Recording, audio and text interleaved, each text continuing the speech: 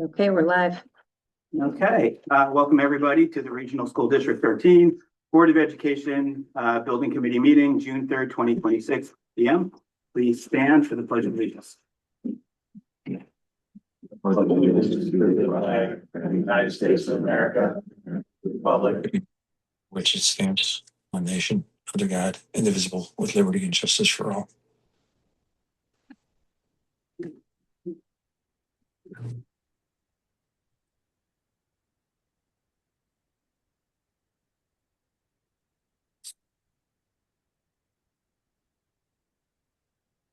Okay, before item number 2, public comment, we'll go around, introduce ourselves and our affiliation for the benefit of online. Howard Weisberg, Chair Building Committee. Eric Croy, Facilities. Laurel Purcell, ONG Industries.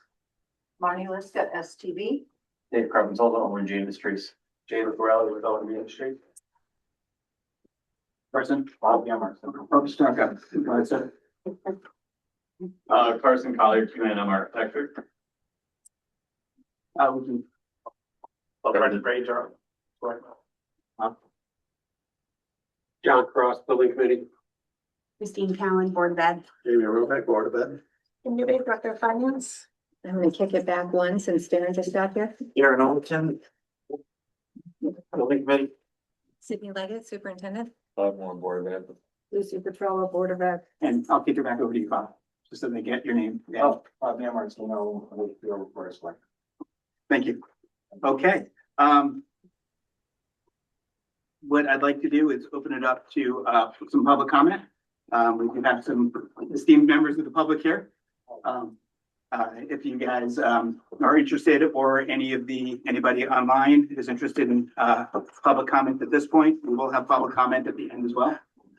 So we welcome you guys to engage in anything, either at the beginning or at the end of the meeting.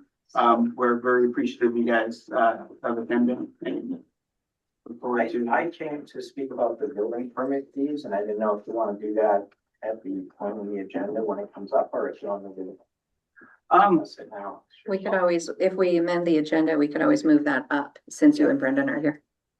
I'm fine with, however you want. Okay, we can definitely keep it at the point in the agenda, and we can allow them to participate in the discussion. So that'd be great. Now like I said, we're very appreciative of both of you attending. Any members of the public online? No. Okay, great. So with that, and there's anything else you guys want to add before we get to that? Okay, great. With that, we'll close public comment. Item number 3, approval of agenda. We'd like to amend the agenda to add item EA, which is after executive session, a vote to reject a bid. And is that within executive session, or that's coming out of, that's You have to right vote after? in public. Yeah, right after we come out of executive session. So we'll need a motion to amend the agenda. Oh, and just one more thing, just, You shouldn't say vote to reject, because that's already determining. It's gonna be just vote on yeah, the bid, Vote to vote on the bid. vote on bid. vote on a bid. Well, that'll be all right. Yeah. What I was thinking, Howie, is just since we have Brendan and Bob here, if we want to move C up before A. Yeah. Just to go ahead, just so that we can respect their time. Yeah, absolutely. Okay. So we have 2 items to amend the agenda, adding item EA, vote on bid, and moving item 5C, building permit fees, up prior to 5A. So we'll need a motion. Motion to approve amended agenda. Okay, can I get a second? Second. Okay, so we have a motion on the table to amend the agenda to add item EA, which is vote on bid, and to move item 5C, building permit fees, prior to 5A. Any discussion? All in favor? Aye. Any opposed? Okay, approval of amending of agenda passes. Item 4, approval of minutes from May 20th, 2026. Can I have a motion? You have motion to approve minutes May 20th, 2026. Okay, can I get a second? Second. Okay, we have a motion on the table to approve the minutes, May 20th, 2026. Any discussion? All in favor, signify by saying aye. Aye. Any opposed? Motion passes. Great. Item number 5, memorial renovation and expansion, with the amended agenda. Building permit fees will be item, A. Sydney, do you want to, Sure, I'll do a quick intro. We've been talking with Middlefield about the building permit fees that are going with the project, which Kim can correct my numbers as we go along, but I think they total about 630,000. So we've been in conversations with Bob and Brendan both throughout the year because it affects both towns. And we've made an official request to waive these fees. We have found, and I just want to kind of explain the background of why we feel it's really important to waive the fees, which is that every dollar that goes to a building fee is a dollar that has to come off the project. So, you know, and it is a common practice around the state to see towns return the fees to the project for several reasons. One, it honors the wishes of the voters, right? So the voters voted for a school, so we want the money to be maximized going to what the intention for the project was. In addition, it's kind of like circular taxes, right? So, you know, like this is tax dollars we want the tax dollars to go into the direction that they were intended for. Another unique aspect of this is that given the split between Durham and Middlefield, it winds up, I think you all saw the numbers that I sent out. It winds up with some concerns over Durham paying Middlefield for funds that don't go directly to the project, which is, I think, something else that people have been aware of and have had some concerns over. I know that Bob Yamartino has talked about ways to and be able to waive the fees. We have already paid Kim, is it $325, $360? Paid. Sorry, 362, 168, sorry, $362,168. So we've already paid $362, $168 from the project to Middlefield to be able to get the initial building permit.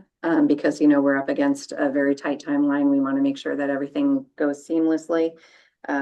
We would love to request that we have a return of fees above what costs are, but at this point, the fees that are most in question are there's a remaining 275,000 in fees that we're requesting to waive because we have some very difficult decisions to make about money that has to come off the project.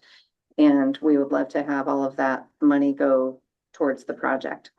I can give a lot more details than that as we go along, but those are the main concerns with this. And we're very thankful that both selectmen are here tonight to try and see what we can do about this. You know, we have great respect for this partnership and going into the school together, and between the two towns, and hopefully look forward to finding a solution. and, yeah, just adding, some of the challenges are the way the charter is written in code. Some towns, have explicit language on how to handle city-funded projects. Middletown has a specific code that actually says city projects, but then also has something that has a process for nonprofits. New Haven has the same. Rocky Hill has it explicitly in the language where it states, you know, publicly funded projects are, you know, exempt from building permit fees. Obviously, everything is independent of the school fee. And the Connecticut website is, you know, this happens so frequently that it specifically says, even if your building fee is waived, you're still responsible for the 26 cents per Sure, thousand. yeah. So that's, you know, they're explicit, and then it becomes much more challenging when it's an implicit, you know, waiver and what is allowed and what isn't allowed. And I think that's the challenge that Middlefield currently has. Yeah, we've consulted our attorney. I know that Bob has as well. Our attorney feels that as the school district, we are considered a municipality. And so I don't know if it's in the charter or law that you were looking at saying that you have the ability to waive municipal fees. Our attorney believes that would apply to us because we are a municipality. The fact that it's a regional school district really shouldn't play into it.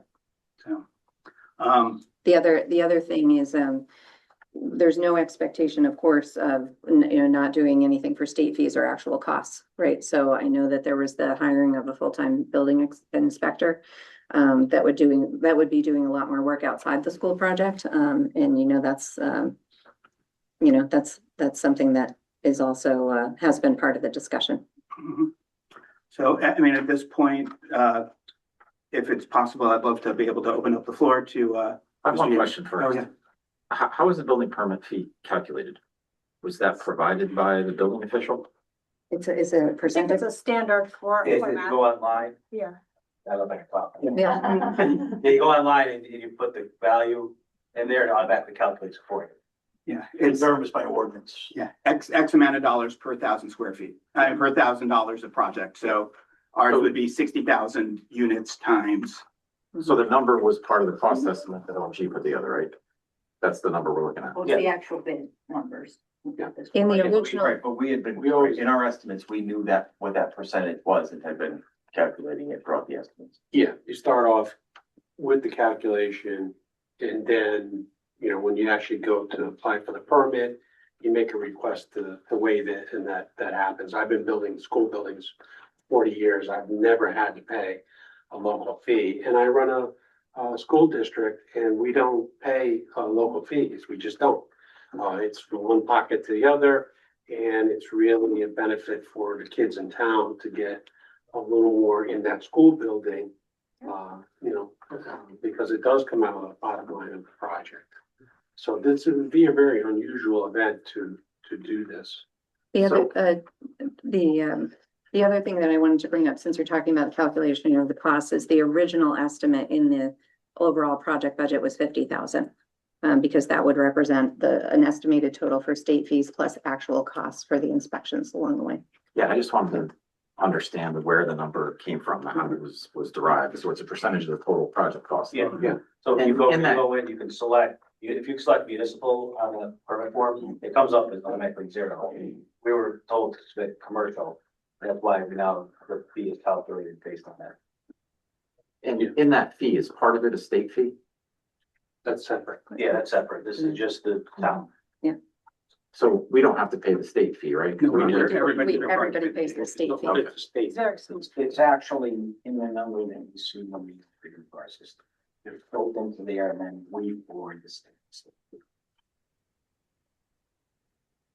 That you build the 26 cents per, Yeah, that's okay. That's part of the fee. So that's built into the number already. That's built into the number. Okay. Anything else from the building committee or board president?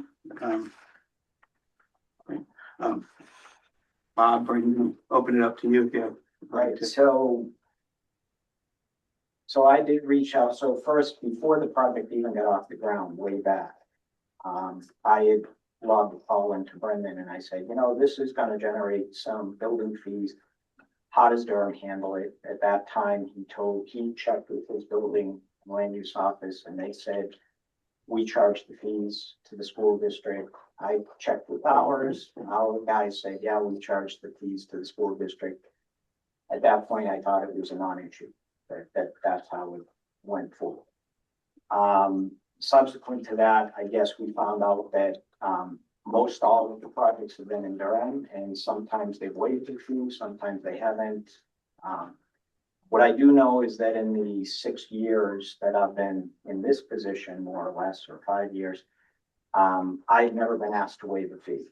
Okay, so I didn't even know how or what the process was or who actually had the authority to waive the fee. So at that point, I did reach out to our attorney, and our attorney might have a difference of opinion from your attorney in that we don't have an ordinance. So in most cases, when you mention a specific town like Middletown and they waive the fees for the municipal projects, particularly the schools are owned by the town. So it's one and the same, okay?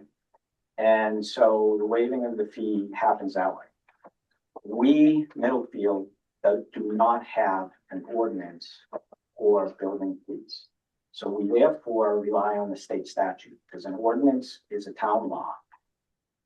The state statutes of the state legislatures. So we refer to that. In that, it only has two waiver options. One is specific for waiving of municipal fees. It says may waive municipal fees. And the other is if you are replacing a foundation that has pyro, whatever, degradation, you know, that concrete mix that caused, yeah. Those are the only two options under the state statutes that allow the waiving of the fees. Now, Regional School District 13, for all intents and purposes, is independent of both of the communities. And it is done by state statute. So you, as members of the Board of Education, have the authority that a Board of Selectmen has or a town council has. You guys can run the town, you can run the school district, you can raise the fees, you can bond. Those are all powers that you hold that make you an independent agency. Your budget is not reviewed by the boards of finances of either towns and not approved by your standalone entity. If you look at like the town of Middletown, you mentioned Middletown. Middletown owns many, many acres in Middlefield where the reservoirs. If Middletown chose to build a dog pound on the land in Middlefield, they would have to pay Middlefield the building fees because they are, yeah, they're a municipality, but they aren't Middlefield.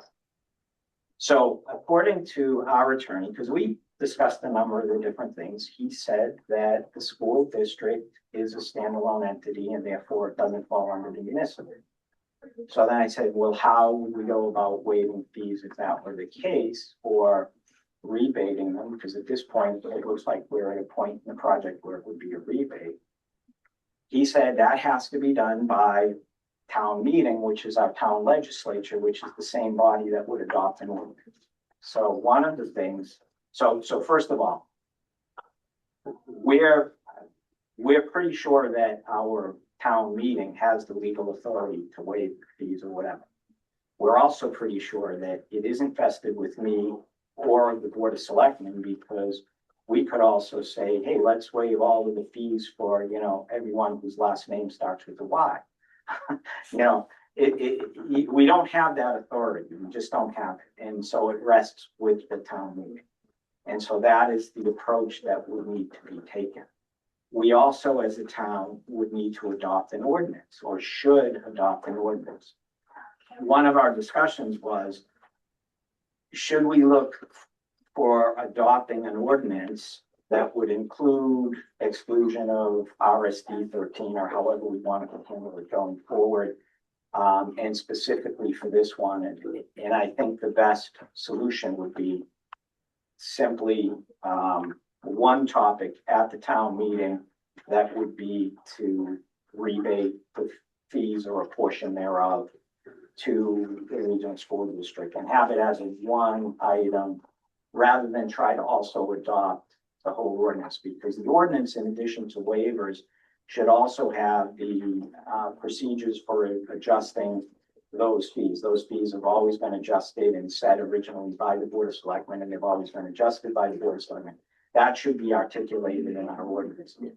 I looked at a number of ordinances from a number of different towns. What I also noticed is that some towns, like Cheshire, for instance, they waive commercial fees once you get above $500,000, and those are waived at decreasing rates until you get above $30 or $40 million, and then they go to zero because they're trying to encourage economic development in the town. So the fees can also be used to help with that. The other thing, just to put it out there, our ordinance, our fee schedule is structured really for what is the majority of our projects, which are residential projects, which are houses that are, and improvements and additions to houses that are all under a, you know, $500,000 or $1 million, or commercial projects, which are probably under $5 million. Well, what happens is it's set on a per $1,000 basis, and it really didn't anticipate a $70 million job. So given the fact it didn't anticipate that, this is, more than covering our fees as we've discussed. So, and we don't know what all of our costs are gonna be, but it does cover more than our costs, clearly. That's not the intention of charging the fee. So there is some merit for us to look at how to go about rebating the fees. So that's kind of where we're at this point. So, the other thing, just to be clear also, if the Board of Selectmen or me personally had the authority to waive it at $250,000 or more, I would not feel comfortable doing that. I think that belongs with the town meeting. So personally, even if an attorney said, no, it's a municipality, it can be waived, it still has to be waived by somebody. That somebody is not going to be me, because at $250,000, I believe it needs town meeting. So I'm just, from an integrity perspective, that's where I come down on that issue. So I hope you respect that. So looking at our ordinances to make not ordinances, our town charter, to make an appropriation outside of our normal budget cycle, which we are now outside of the normal budget. This would be a supplemental appropriation. A supplemental appropriation is two grades: those that are below 1% of our municipal operating budget and those that are above 1%. Our municipal operating budget, 1%, is about $53,000. So this is above that.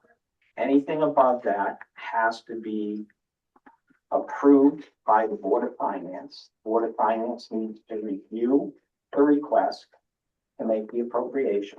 They have to approve that appropriation and then request I'm sorry, let me back up. They have to first hold a public hearing. After the public hearing, they can then vote to either approve or not approve. If they approve it, they can then ask for a town meeting. They then approve a request of the Board of Selectmen to call the town meeting. Board of Selectmen then holds a public hearing and then holds a vote to hold a town meeting, and then we hold the town meeting. So that's the approval process. If there's any concern that the Board of Selectmen won't approve calling the town meeting can be called at any time by 50 registered voters in the town signing a petition and submitting it to the Board of Selectmen. So you may want to do that as well, so we should have some signatures backing it up by the time it hits the Board of Selectmen. So even after our public hearing, there'll be some information like that. Anyways, just wanted to let you know that is the process that we would need to follow to make an appropriation of a legal. Can I ask a couple of questions? Is the 250,000 part of your charter, or is that just sort of like a ballpark if it's like you just? No, I said, I threw out $250,000 because the original request was waive the remaining fees, which are $275,000.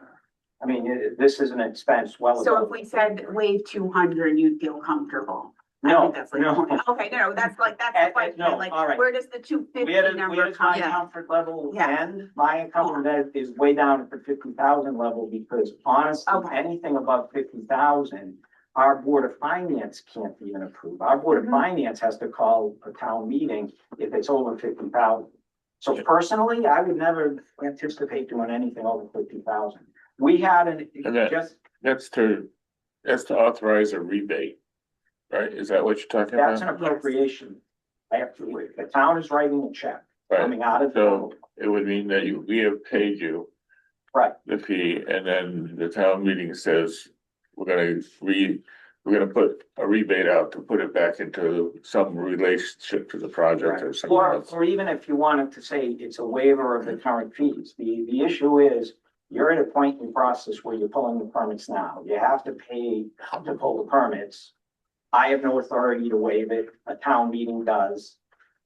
A town meeting, I mean, we have to have at least 2 public hearings and the notice for the town meeting. I mean, we're at the best 45 days away from a town meeting. And that means we cannot use the money for the project, right? Because we need a GMP by the 17th. Is that the scheduled date? Well, I said by the end of June. And my understanding is, and correct me if I'm wrong, Laurel, but my understanding is that if the money is rebated 60 days, or let's say 45 days from now, if that's the time, that's way past our GMP. And that means we would have fully allocated the budget to other things and we could not actually use any money that we get from the rebate. Is that correct? I don't know if you can't use the money that you get from the rebate. I don't know that. Because we can't That spend would more not than be- 76. That would million. not be O and G Right. determination, that has to go to the state. Right, because the State- state, you know, the state has the 76 and change Yeah. number. We may not spend a penny above that, right? Mhm. So that leaves us in what I consider like a tough place because we either have to hope that the town meeting votes to rebate the fees and we under budget so we can use that money. Or what? I don't know what the other option is. Can it just go to contingencies and soft costs? Yeah, that's what I was gonna say. So the money would come back to the project. Mhm. It would go back into owner contingency, and then if you had wanted like to use some of the owner contingency to select an alternate Mhm. that's still available for selection, you'd be able to do that at that time. So I don't really see any roadblocks to how you will be able to spend the money once it's refunded. But would it be over 76? But we would reduce our contingency by that amount, hoping to get the rebate. Right, We have to, right, in order to keep at the 76 million.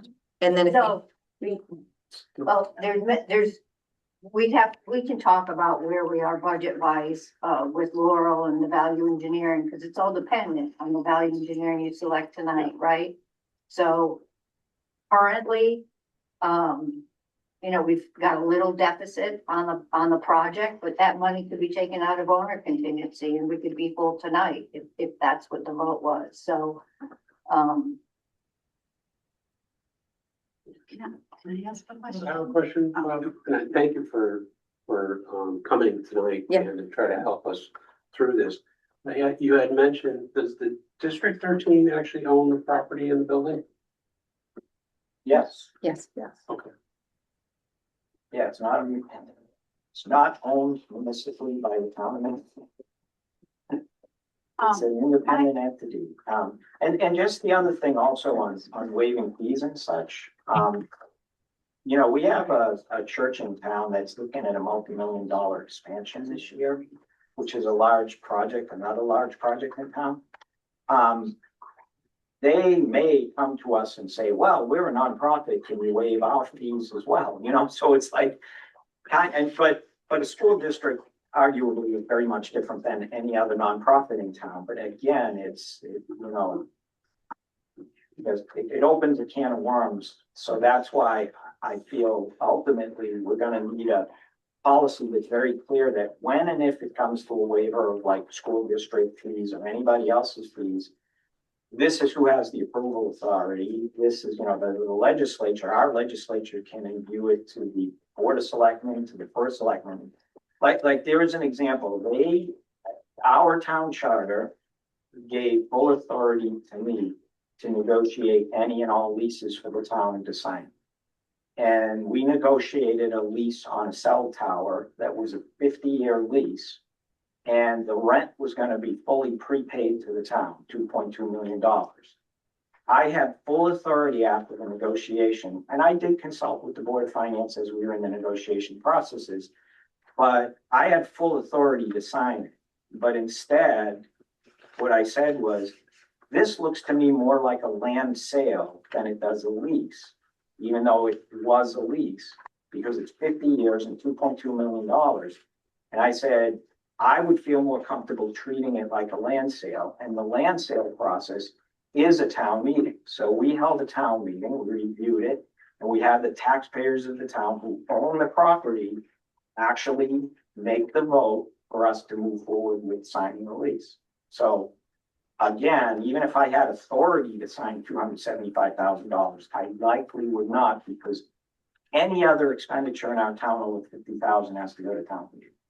And even at the town meeting for the annual budget, if there's a line item adjustment above, below 50,000, it needs 2/3 of the vote there. And if it's above 50,000, and passes, it goes to referendum. So that's for approval of our town budget above 50,000. It's like sends it to a referendum. In reviewing this special appropriation, I'm not sure if it has to go to appropriation or not. I've asked Matt to give me the actual step by step. What I told you tonight about the Board of Finance, you know, the public hearing, Board of Finance, public hearing, Board of Selectmen, town meeting. That process is what I gathered from the charter. I'm asking Matt to confirm it, that there may be, because of some of the other language, sending it off to referendum, that it may be. Or during the town meeting, someone could say, we want this on a referendum because we only got 30 people or 50 people in the audience here, and we want it to go to referendum at the November election. We can do that. So that's why I'm saying there is still questions on it. Christine? Yeah, so I actually have two quick questions. So the first is actually for you, Brendan. So we know from looking back with the fees that we've paid to Durham for permit fees, that, you know, a tremendous amount were waived. So does Durham have an ordinance? No, this was just a guess. Okay. As to what happened. This gentleman here was talking about the box that you check municipal or not municipal. In my opinion, it quite likely could be as simple as that box got checked municipal. Okay. And didn't trigger those fees. That's just my guess. Yeah, so I guess because clearly kind of know where I would obviously go with that point is if Durham does not have an ordinance, Middlefield does not have an ordinance. So like, I'm just saying, like, this is obviously permit fees have been waived for the district before, and it seems to be an issue now because it's the town of Middlefield. And then my second question, one second, my second question, because, sorry, Bob, it's bringing back a lot of memories of the talk. It's a lot, you know, so my second question then is really to you, Sydney, is I think at this point, like, I'd like to know, like, what legal action can we take against the town? You know, because if our attorney is telling us, like, no, they should be treating you like a municipality, to me, it's a misappropriation of funds. And so I'd like to see, because decisions do need to be made, and this is clearly gonna go nowhere. I'm not a fan of wasting people's time. So like, really, like, what can we do? Like, we've tried, you guys have all been trying, like, you know, countlessly. So like, is there something like that basically like our attorney talk to their attorney and like? I mean, we can have the attorneys meet and see something, but I would hesitate to use the words misappropriation of funds. But I think it comes down to kind of the responsibility of honoring the voter project, right? Of the money going towards the school. It's the intent, like, you know, it's like when you make a donation, it's donor intent, like you have to follow through on that intent. I also think one of the other concerns, since it is a regional, is when you look at the breakdown of the fees, even after reimbursement, the amount of Durham paying and the amount of Middlefield and where they're going, like, that's another thing to look into. But I don't know, Bob, if you want to like get the attorneys to discuss this and look at it, and we're fine doing that. And just to define a path going forward. Yeah. Because it definitely seems like there's a path to go forward. Yeah. I think it's just clarifying the path. Like I said, I appreciate all of the effort you put into this. I just think trying to find a path forward is really. Yeah, is really like solidifying that and being like, okay, if this is what it is, then this is what it is, and let's move forward. Because us all just making assumptions and like doing our own research is only just gonna delay things even further. So I think that would behoove us. So I would like though to make one comment though. Christine, you made it sound like Durham has waived all of the fees. Durham has not waived all of the We fees. paid what, $50,000? $33,000 since 1976. Yeah, And $33,000 since 1976. Let me say and how, something. excuse me, but how much was actually waived? Because the reason this is so much is it's $70 million. Yeah, Okay. of course. And if that's, if half of that is $350,000, what you're gonna pay, then that 35,000 would have been on projects in the total about $7 or $8 million. Okay, and during that time frame, there was some projects in Middlefield, not as many, because arguably there's always been twice as many schools in Durham as there've been in their school buildings, so there has been less. that still means that you probably only waive 35,000, or maybe even if it's twice that, 70,000 with fees. It's not like, so all I'm saying Fees is, were waived. but you're right, fees were waived in Durham, but not consciously, because the first question I asked Brendan when this all came up, before any of you asked to waive the fees, I wanted to know if we needed to waive the fees. I reached out to Brendan. This was before there was any discussion of waiving the fees.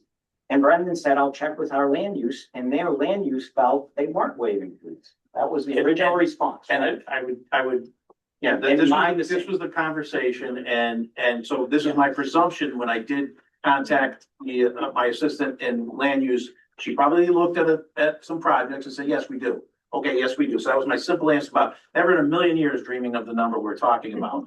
But what I would say to that is it's highly likely, because my finance director did speak to our former building official trying to get some answers on this.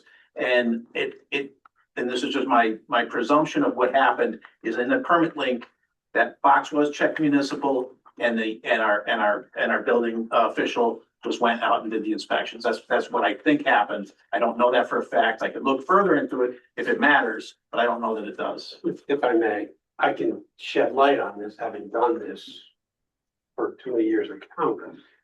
Unless somebody recognizes during the project and asks to be waived, it doesn't always happen. In other words, if you're doing a project, somebody has to think about it and say, oh yeah, we gotta get these fees waived. That doesn't happen all the time. If I go to the town for a permit, if I don't ask them to waive the fee, guess what? They're not gonna waive the fee. And so a lot of times I would agree with you, Don, and what I would say to that is, and another thing, we have a fairly new, a recent facilities manager in town who was given the advice by that same assistant, hey, make sure you hit that box, because once that box is not checked, the municipal box, you have situations like this, and you can't go back on it, and it can't waive the fee. Right, and I think we just wanna path forward, like Howie says. I don't think we are up against the clock. I'm sure if we get the fees waived, we can make that money get back into this project one way or another. So, yeah, I have a question. Marnie, what is our total owner contingency? You're at 1.3 million right now, which is 2% of the cost of construction, which is extremely low.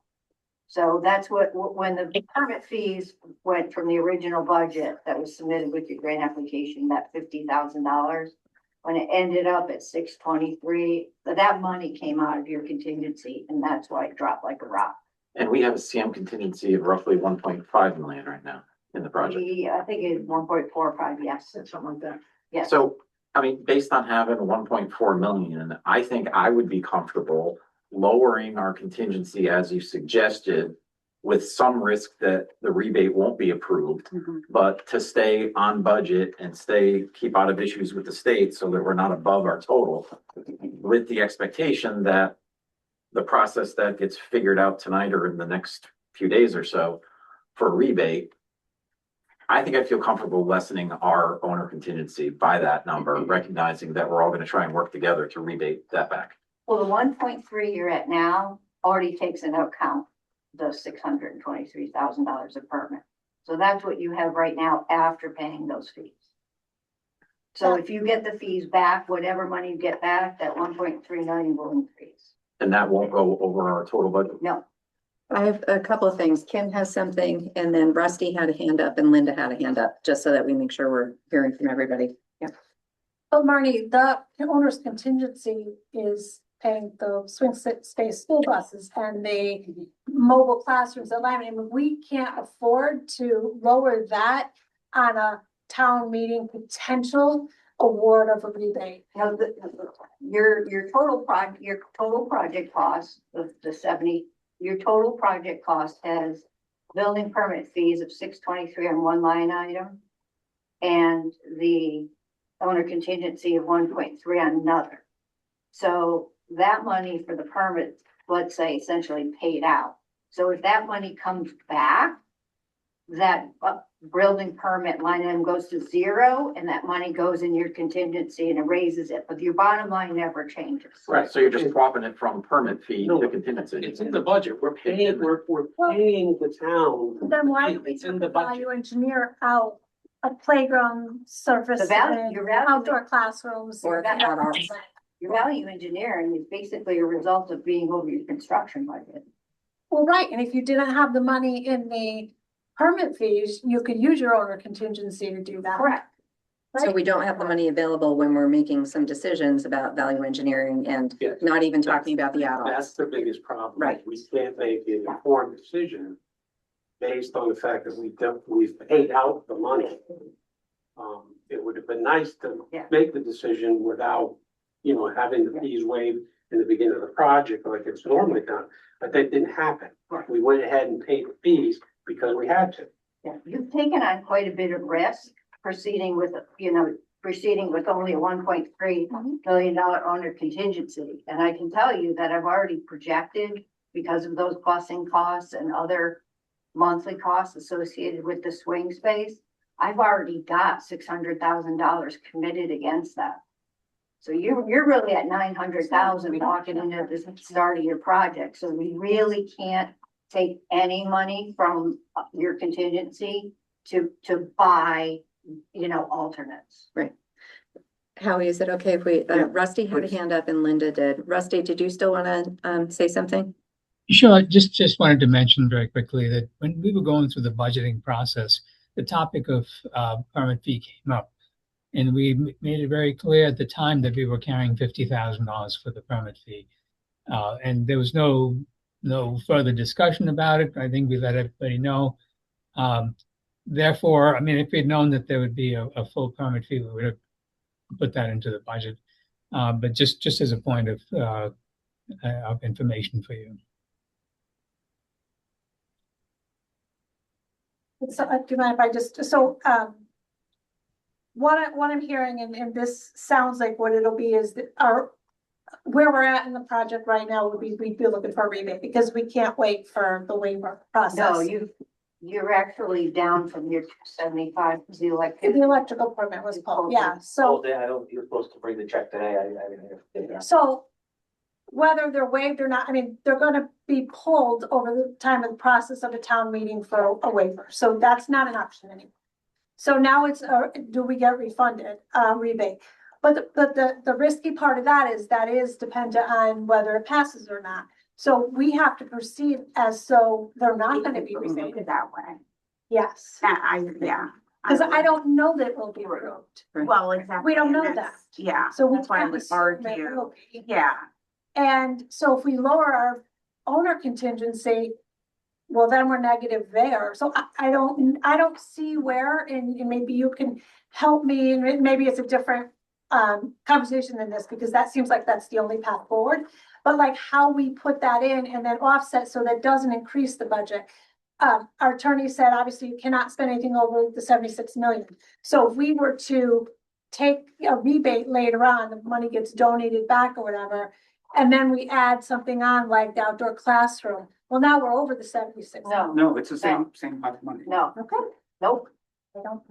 no, you get the rebate I don't- back. yeah, you that doesn't make increase your sense to me either. contingency for a day, But that's you only, buy a classroom, it gets reduced again. that's only if it's approved. Yes, I think Rusty's point is really germane to the discussion, because when Rusty said that the original budget only had $50,000 for a permit cost, that was even your pre-referendum budget.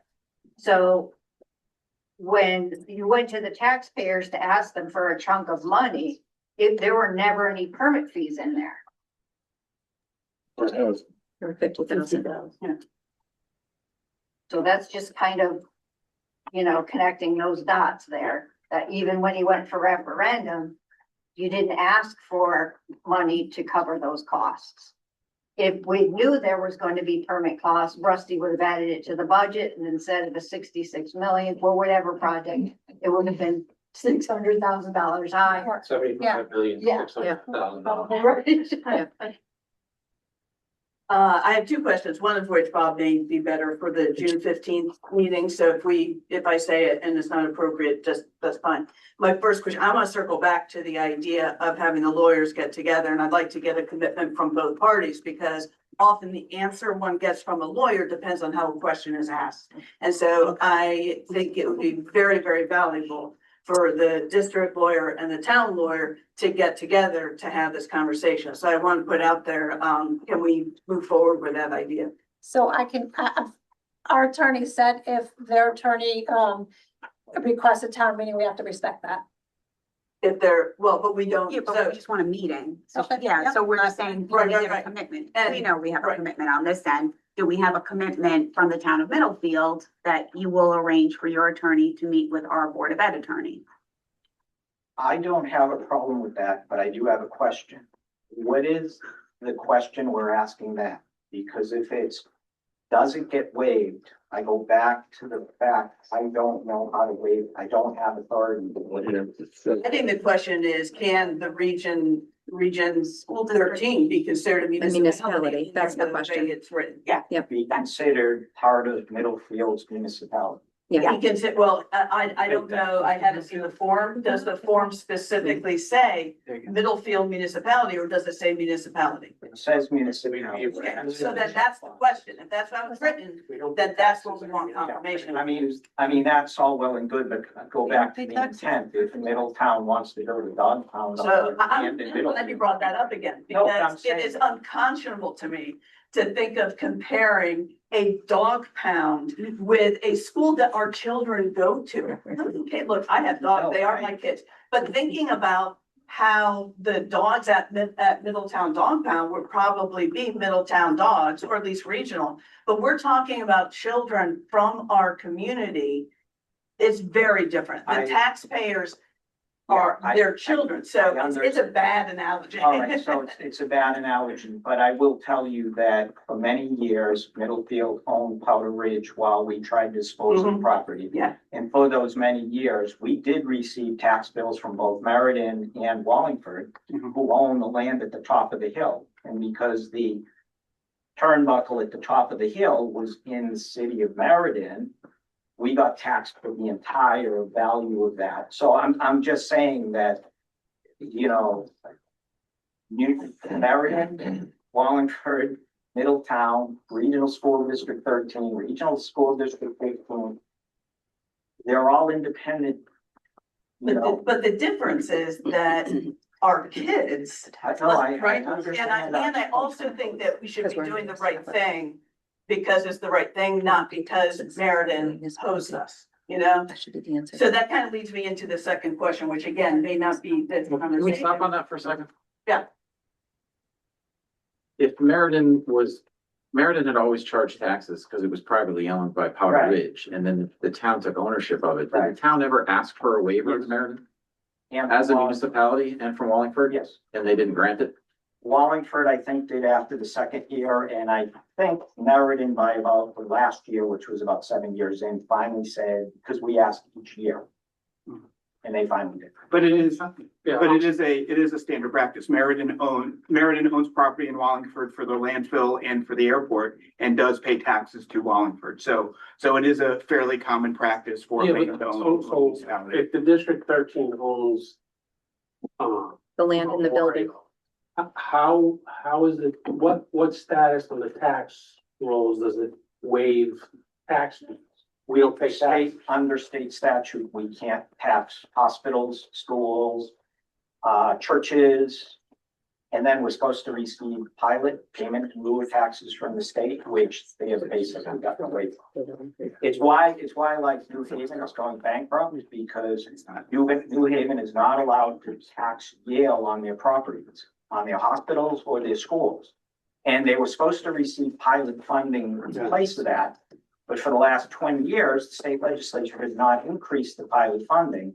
So while the pilot payments have been steady and consistent, they've not kept up with inflation. And it's why a lot of your larger cities, your New Britons, your New Havens, why they're in financial difficulties is their pilot payments. I think that's not related. And it's not related to. Yeah. I think, if the town attorney and the district attorney get together, they can answer two questions. One, is it waiver possible as a municipality?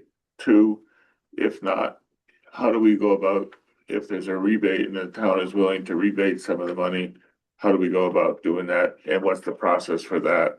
And how fast could that be done? So those are the two basic things that we need to figure out. The first question, I have no problem getting together to discuss. The second question, our town attorney has reviewed our process. A rebate is an appropriation. It's Well, I mean, you could just say that. I mean, I don't say we have to create anything.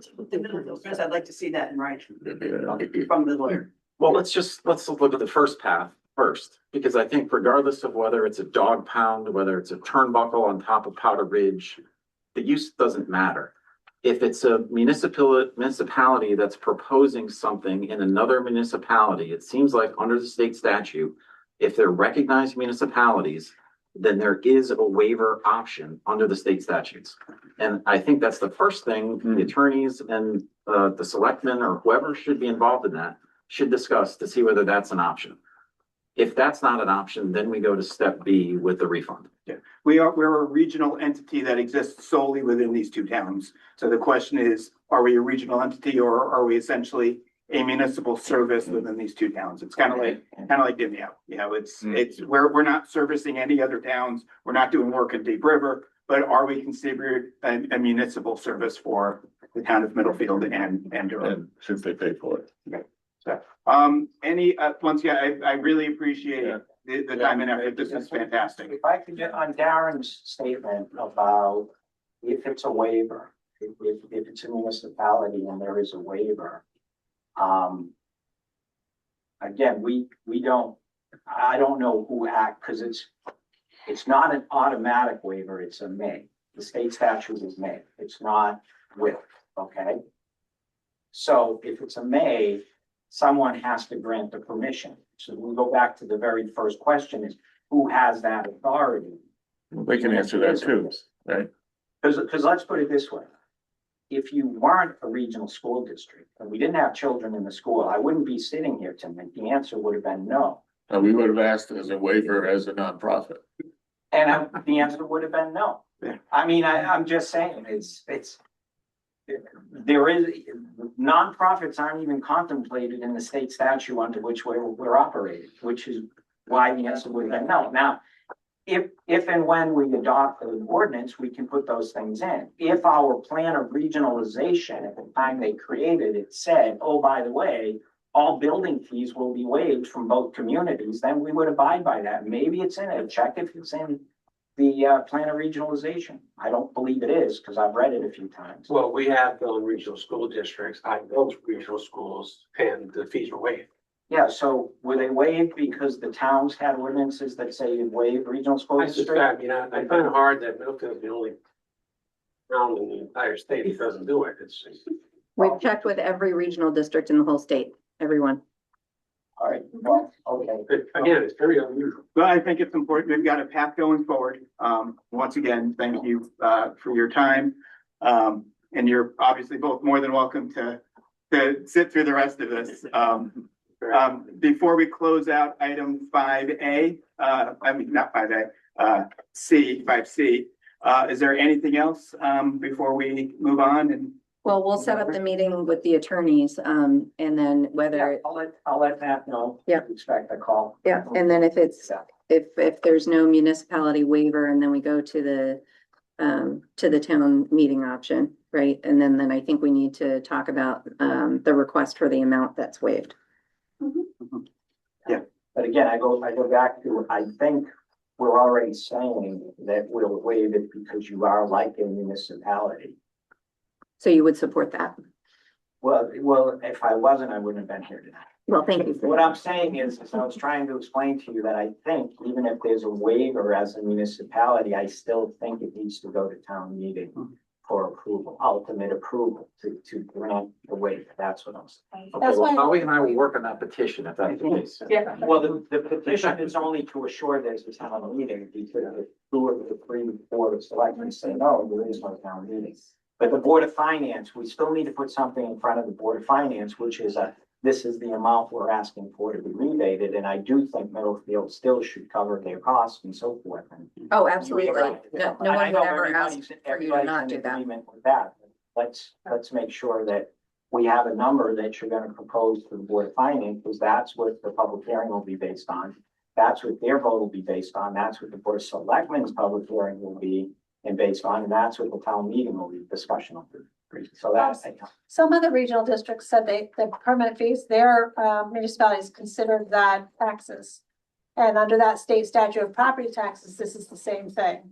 So that's why they were not, That's what I was kind of. yes. So they consider that a tax.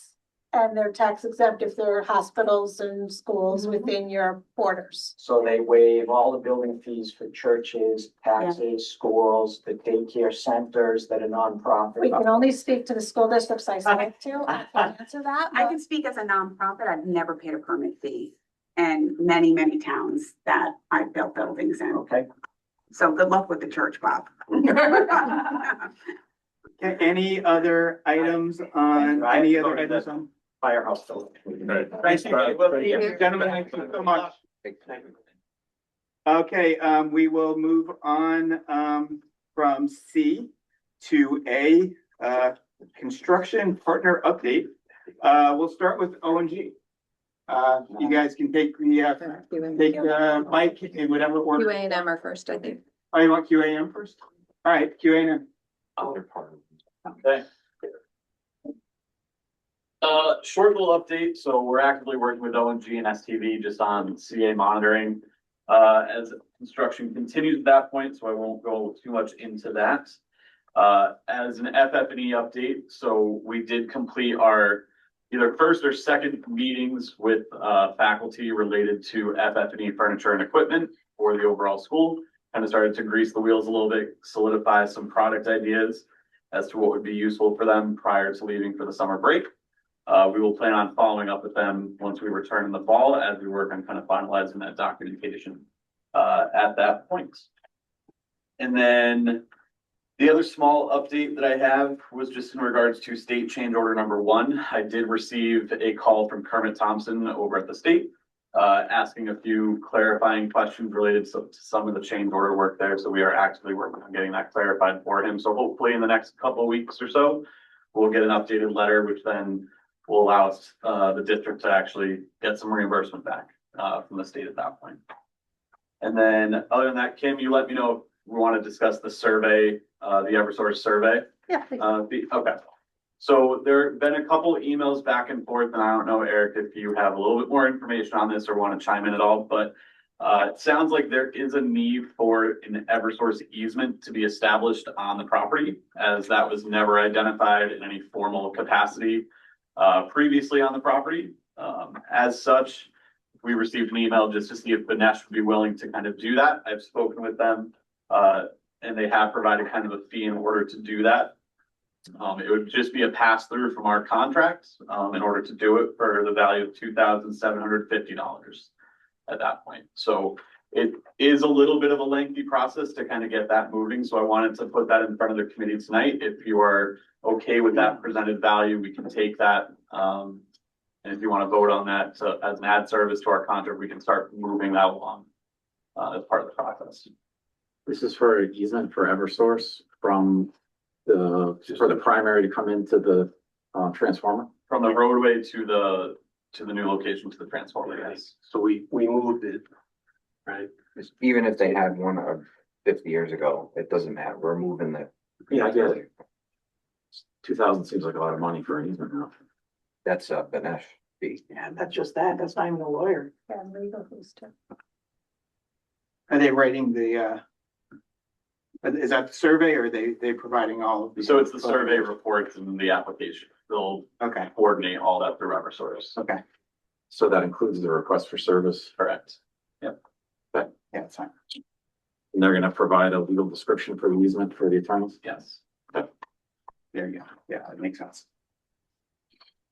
Flowers. Yeah, what do we need? Do we need to do anything to authorize the additional work?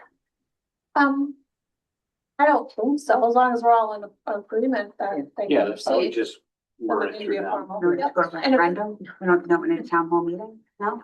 No, sorry, too soon? Too soon? Sorry. I like Eric's one, so. Well, you should probably, I mean, it is technically a change order to QAM's contract. So, So they'll write it up when we get the cost and we'll approve it at that point. Yeah, but it's not on the agenda. So it's gonna be an ad service, so we'd add it, we'd kind of build through the district essentially at that point. Again, if we want to give a general notice to proceed, we can finalize that ad service request to Kim, and then that can get formally voted on if you'd like. I just wanted to relay the info of what the value was, just because it is a little bit of a process, and if we need it, we want to start that. You want to get that done early? Correct, sooner rather than later, Yes, good. so. Is that something we could put on the agenda for the 17th? Sure. Make sure they include town fees. Eversource. We're on a roll. Okay, continue. Nope, that was my short little update for Q&A at this time, unless there are any questions anyone might have. We're done with the steel, right? More steel, supplemental steel out there. That's it. For the unknown stuff? Yeah. Yeah. Oh, we should be at this point. Yeah, we have these exposed. Yeah, all the walls are kind of pulled where they need to, Yeah. everything else is just detailing and getting ordered at that point. Right. All right, great. I guess everything else is ONG, right? Yeah, do you want to do construction Yeah, I'll first? do a quick update. Yeah, because you're quick. So just, MVP coordination is ongoing. We actually had a meeting, this afternoon. We meet every Wednesday. So that'll be going on for the next few months until it's complete. Shoring, the existing steel that's out there, so we complete the demo. That's starting tomorrow. We finally have all the parts and pieces in. And, the news, the site work did mobilize, on the 1st, on Monday. So, we started with erosion control, tree cutting started today, which a lot of probably doing in a week. And, we met with, Eversource out there today for 10 power. So we're gonna grab 10 power from the street and bring it to the school. So we can disconnect the power that's in there currently, so we can finish the little demo that's left. When are the tennis courts shut? They were shut as of Sunday. So Monday morning, we moved the fence Okay. and, so they're officially shut. Okay. It's been a hot topic on Facebook. Okay. There was a sign in our, yes. We did get a sign up on the courts. Oh, yes. Yeah, we put signs Yeah, it's up been- last week. It's great. And It's at May 31st, right? Yep, so they made 31st. I informed and reminded the whole group that I'm aware of that plays there, and they all went to Durham or Wallingford last night, and I heard the Durham courts were quite busy. Nice. So it's being accommodated, but it's more crowded than normal, so they were used quite a bit. But I believe everyone was notified. There's some people that play tennis there that, I don't know. Very few people play tennis there So, right now, because there's dying. The majority of the group was notified well ahead of time. They were notified toward the end of last year of the mid-May timeframe. And then when I confirmed with you the other day, I notified them that it was the end of May and that was gonna be it. And they actually stopped by to try and play, I think on Monday, and saw the fences going up, and so. Yeah, they removed Yeah, it. Already. yep. So I appreciate you getting those fences up on time and Yes, no problem. All right, that's pretty much it for. Good work. That looks really good. Laura, you never have as much good news. I know, unfortunately. Yeah. All right, so I had sent out previously, who wants the short, I got short for you. And I'll take a big ones to the work.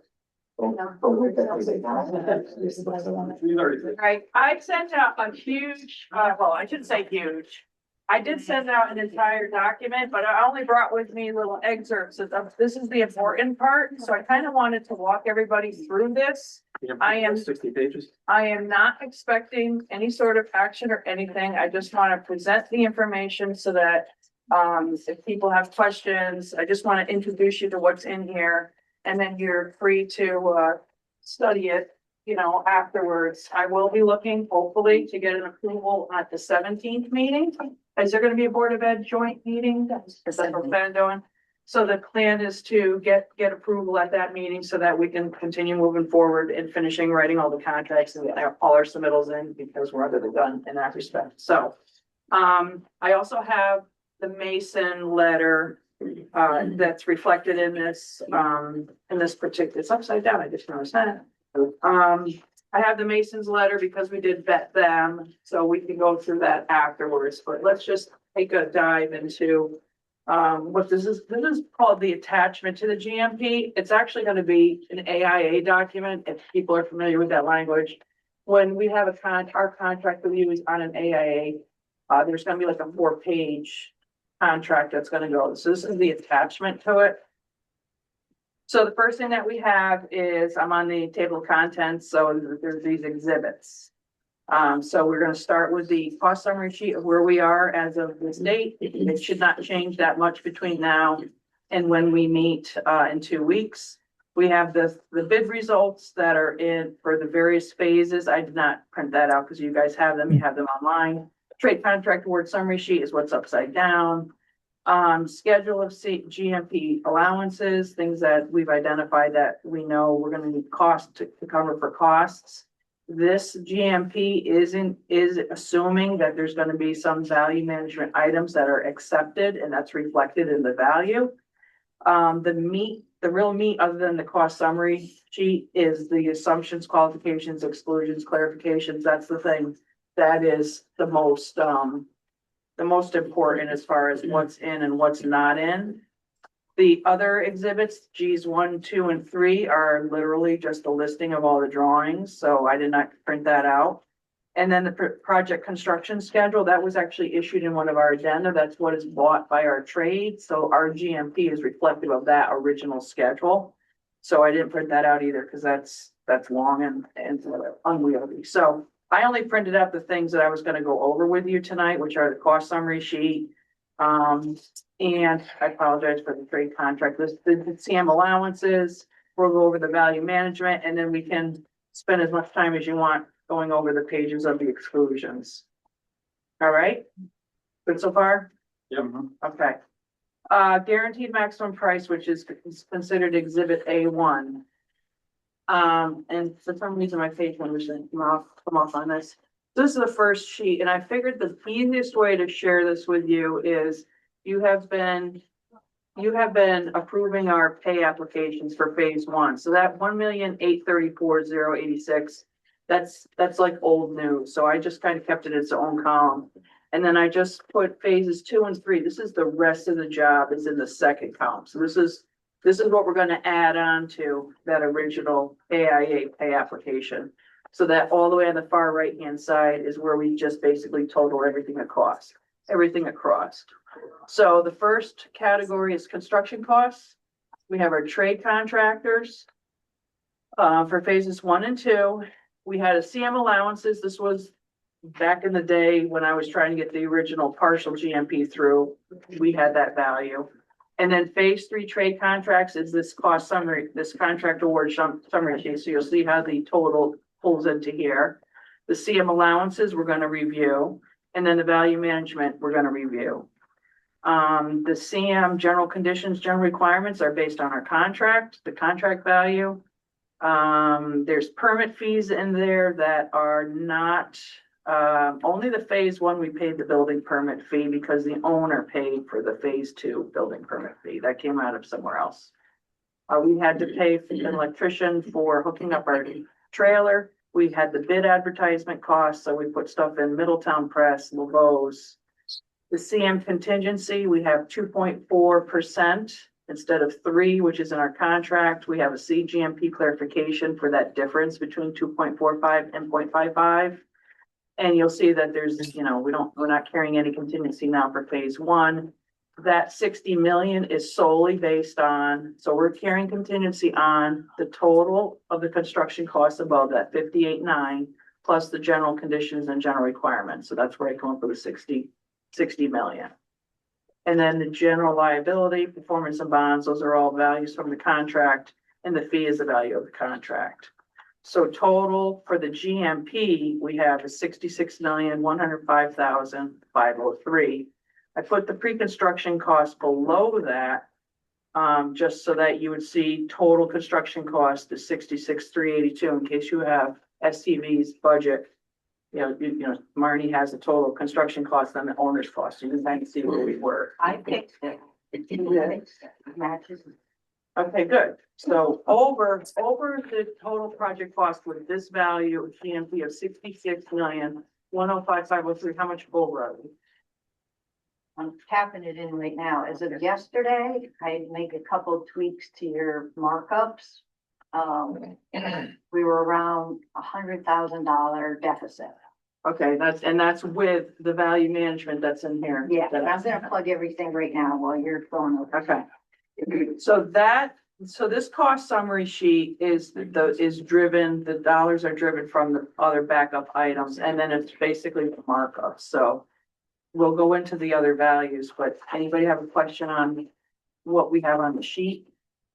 And now I did phase 1 and phases 2 and 3. Well done. Being able to simplify this so that I can. Now you gotta look upside down. Is a lot. No, I think, yeah, I don't know how the heck that happened, but anyhow, if you go all the way to the very next page at the bottom, right hand front, you see 57,898,424. So that is for no accepted alternates. Not, we don't have any alternates in here whatsoever, deducts or adds, there's nothing in here. So that 57,898,424 is what we're saying is our trade value for right now, for phase 3. Still vetting Mackenzie. We have a roofer tomorrow. Everybody knows the low bid roofer withdrew. I don't know if everybody knows that, but the low bid roofer withdrew. What? Can we expand on that? Just because the roofing was such a hot item. Yeah, just if you can clue us in on what happened with the roofing. So the only thing that I know that happened, because when is it? It's May, so it was before Memorial Day. The day of the bid opening, we knew that Gold Seal had their lower number. I called commercial, I said, what did you carry for roofing, just to make sure he had it correctly covered. And then I immediately called Gold Seal, and they weren't even aware of the bid results. So they had no idea. They weren't on the call. They had no idea how they were so low. And I said, well, I'm going to be calling you to schedule a scope review meeting. And then I never heard from them for like a week and a half. Then all of a sudden, basically out of the blue, they just sent me a withdrawal letter saying that they had made a mistake. So it wasn't like, Calculation error. it wasn't like, we even talked about scope and they said, no, we're not gonna do anything. They just, maybe people were on vacation, I don't know. Have you vetted No, they're tomorrow. Are there Tomorrow morning at 9. Okay, so we don't know anything about what they're proposing. No, but their number was more in line, so. Is that, so they bid, we have an estimated amount, but we also have an alternate, but they bid below our engineer's estimate. Well, yeah, we had 2,162,000, if you can read upside down, and I'm carrying 2,087,000 because every single roofing bidder is messed up. The alternate 5, they all had them as ads, so I know they didn't have the roofing of the canopies in their base bid. So to keep everybody whole with what the intent of the project was, I added the 140, his number is 140, I added to his base bid. So that it reflects as a negative 140,000 if you take the canopies out, because I needed to keep it consistent. Okay. So if you think you're not gonna be doing the canopies, then there's no reason to give them that extra 140. Can we have a quick discussion on this? We've had a lot of back and forth on it, internally. We believe half of the canopies are needed and the other half of the canopies are absolutely not needed.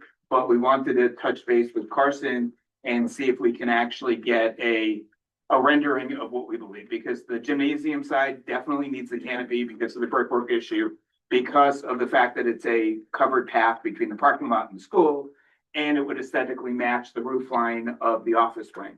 The office wing doesn't really provide coverage for as much of the activity as needed.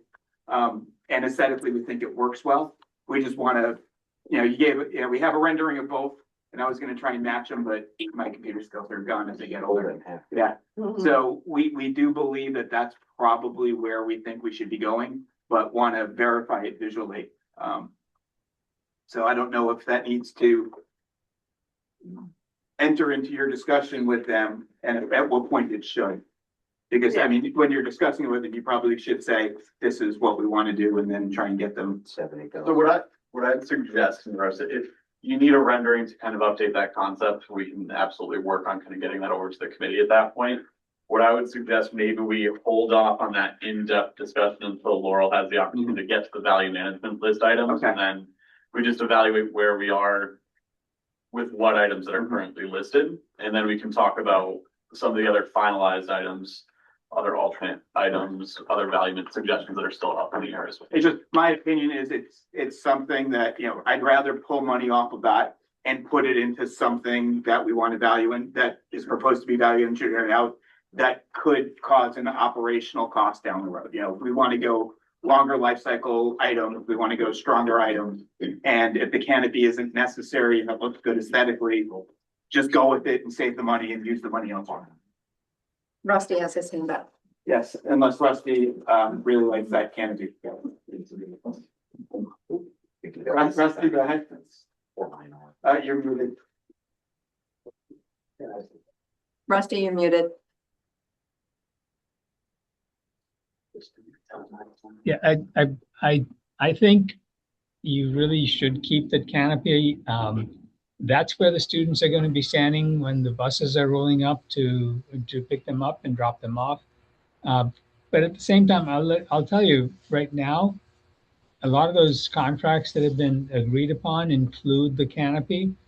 And when we start carving it up into two pieces and saying getting a credit for what's there, that credit value is going to be much lower than what we are trying to save. And so we'll really be getting, I'm going to say 50 cents on the dollar for anything that we're going to get back at this point on taking that canopy out.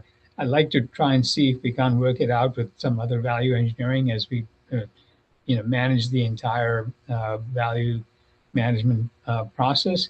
But I think it's something you really should consider keeping.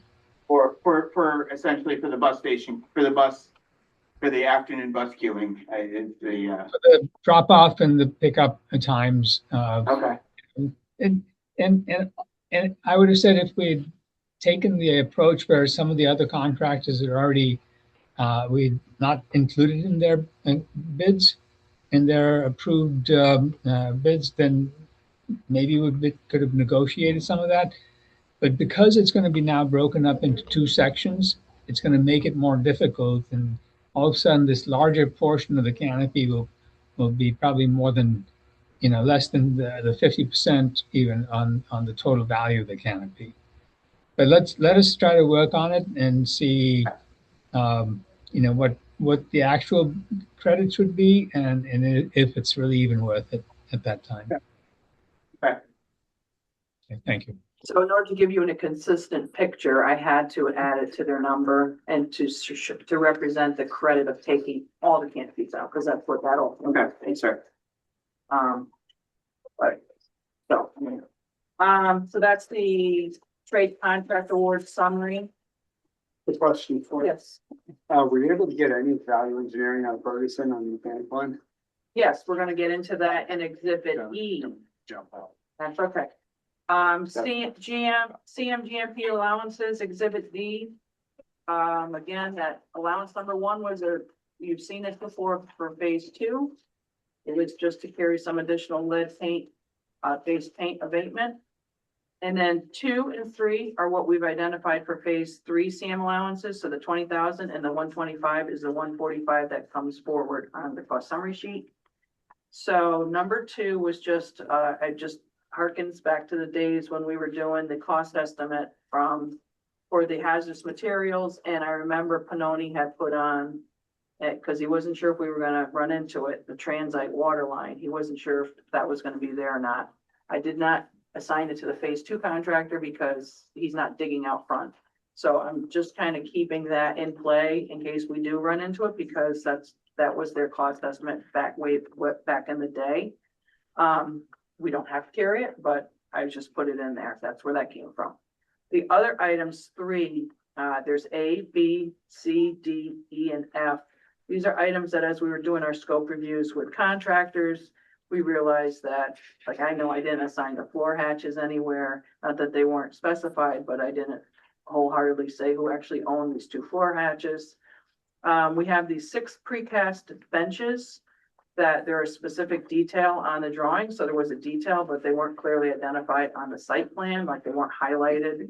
So La Rosa had missed it in their bid. And it was, during our scope review, don't forget, they were kind of low. We said, yeah, I guess it might have been hard to count those. Another item is the retaining wall replacement. There's something that's required, but again, it was not really clearly identified. Again, this is another number. This 23,920 and the 21,821 were quotes that we received from La Rosa. Number D or letter D is rigid insulation. So we have a detail that shows lightweight fill. It's basically filling in some stairs to make it slab on grade. I don't know if this is gonna come to fruition or not. This is the concrete contractor offering a way to provide lightweight fill. In theory, La Rosa owns this, but I don't know if he's got it covered. So we were just putting that in there in case we needed it. And then temporary weather protection, exterior openings and new additions. I was very clear with owning enclosing all of your window openings once the abatement contractor takes all the windows out. But we did not have that same instruction for our brand new addition, so we missed that one. I missed that one. And then demo the CMU for install of bearing plates. Again, it was a special instruction. It's not crystal clear. So we weren't sure how much of this we're going to be running into. So we were just putting that in because we know our general trades contractor didn't really see much in the way of bearing plates. So that's what's making up those values or what's making up the 125. And I don't foresee with our roofing, having to adjust these at all, but roofing and painting are the only two scopes that I haven't done yet. So this is purely based on our scope reviews. Next is, okay, here we go, Exhibit E. These are the value management items that I put in.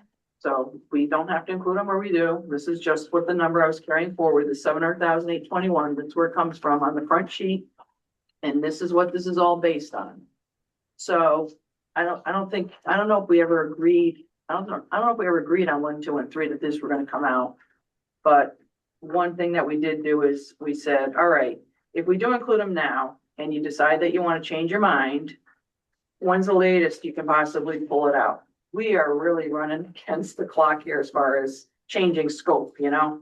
So August 1st is basically your latest date for these first 4. If you decide that you want to take them back out again. 13, I put in as July 15. The rest of these, you just gotta let them go. They got to order equipment. 25 and 26, we said August 1st. So if you take these things out now, you know, you only have a little bit of time before you're gonna have to put them back, you know, if you say that we're gonna accept them now and you wanna try to pull them out, you only have a little time to do that. It's really, we're at the point where we've gotta stop making changes. Laura, these dates are in their contract. The trades are obligated for in that date, right? Yes, yeah. Just on something like an item 4, where, you know, we can remove it. This looks like something that could be added after, you know, if contingencies, work in our favor, right? I mean, it's really a. You may not have it in time. Right. It'll be ordered late and it'll come in at some other point in Sure. time, but. But there's nothing that prevents something like that from, Carson. Yeah, so just in regards to that one, it's for that particular item, in lieu of the climbing wall, we are having them own putting in wall padding in its place. Okay. At that point. So the only difference here is that you're showing a credit savings of $11,000. That credit could be more if you planned on that being installed, if you didn't install all the wall padding. So although you're accepting this here, you're getting a complete finished solution. We're gonna have extra wall pads that you're not gonna know. We'd have to take out stuff if we want to. Correct. And then that gets questionable in whether or not the state would consider it eligible for reimbursement. It's reworked essentially at that point with what's kind of going on. So it can be done. You can always add that in the future, but just know that particular item has some other additional scope associated with it. Number 8, I have no idea what's happening with that, so I can't kind of let that one fall off as far as not being able to incorporate that right now. You know, most of the HVAC stuff, these guys got to do their purchasing and buy out. Yeah, I mean, I think we went through it, didn't we? Yeah, I thought we went great all these. The only one I'm not showing here is the credit to not award the specialties. I have them in this number so that our scope is whole. Our scope of work is whole, so we're not trying to fool around with that later on. So the good news is, Do that. I mean, we need that. Let's Right. get the scope covered. so the good news is, for 1.3, you had in owner contingency. I forgot you have another 200 in soft cost contingency. So your owner contingency right now is at 1.5. And that includes all the permit fees. It includes all of Laurel's value management list that you're looking at now. So, negative 669,821. So that value's in here. So you're pretty much breaking even right now on your whole project. You're at a overrun of $74,000, which. Can you add 31,000 to that? Cause I added 31,000 in the PDF. All right, That's why you're 669. $100,000 over budget, which is pretty good for $74 million. But we've already given back things like the outdoor classroom, correct? Mm-hmm. You And don't have that. there are certain things that we'd love, and the enhanced playground, there are certain things that, but the nice thing is, it sounds like if we get the building permit fees back, we could add those back. We may not be, would we still be eligible for reimbursement, or would they just be actual costs? Oh, no, I think they'd be eligible for Okay. reimbursement as long as we kept it within the GMP, it didn't go over the Or the cost of mix. the budget. Yeah, I mean, all in all, we did all right. I mean, we lost it on the mechanic. That's all, that's. Okay.